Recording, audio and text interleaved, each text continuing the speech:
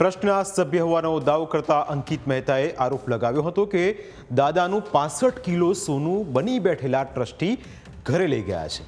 જો કે આરોપોને ટ્રસ્ટી ભૂપેન્દ્ર વોરાએ ફગાવ્યા। તેમણે દાવો કર્યો કે મંદિરના સુવર્ણીકરણ માટે ખરીદાયેલા સોનાના કાયદેસરના ટેક્સ પેડ બિલો ઉપલબ્ધ છે।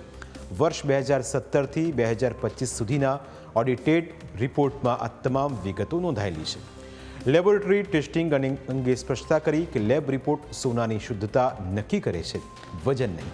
એટલું જ નહીં, લોકર ખોલવા માટે 3 અલગ અલગ ટ્રસ્ટીઓની ચાવીઓ અનિવાર્ય હોવાથી કોઈ એક વ્યક્તિ દ્વારા દાગીનાની ચોરી શક્ય જ નથી। 65 કિલો સોનાની અમે લોકોએ રજૂઆત કરેલી હતી સમગ્ર સમાજ સામે।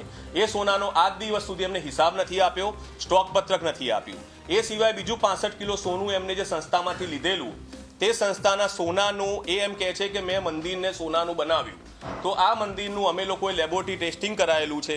જે મંદિરની અંદર બહાર જે પતરું આપણને સોનાનું પતરું દેખવામાં આવે છે, એ પતરાની અંદર માત્ર 1 કિલો સોનું વપરાયું છે, તો બાકીનું 60 કિલો સોનું પણ તે પોતાના ઘરે લઈ ગયા છે। અને બધી જ જગ્યાએ કોઈ પણ થાય કંઈ પણ આડેધડ સ્ટેટમેન્ટ કરવાના। 130 કિલો સોનું ચોરી ગયા, લઈ ગયા, હવે 64 પર આવ્યા। 64 કિલોનું 1 કિલો નીકળ્યું, ક્યાંથી નીકળ્યું એ કે અમે ટેસ્ટિંગ કરાવ્યું, બીજું બધું ખોટું છે, ક્યાં છે પણ લાવો રિપોર્ટ। દાદાની ત્યાં જે સોનું લાગ્યું છે એ તો ત્યાં જ છે, એમાંનું એક પત્રોય વાંકું નથી થયું।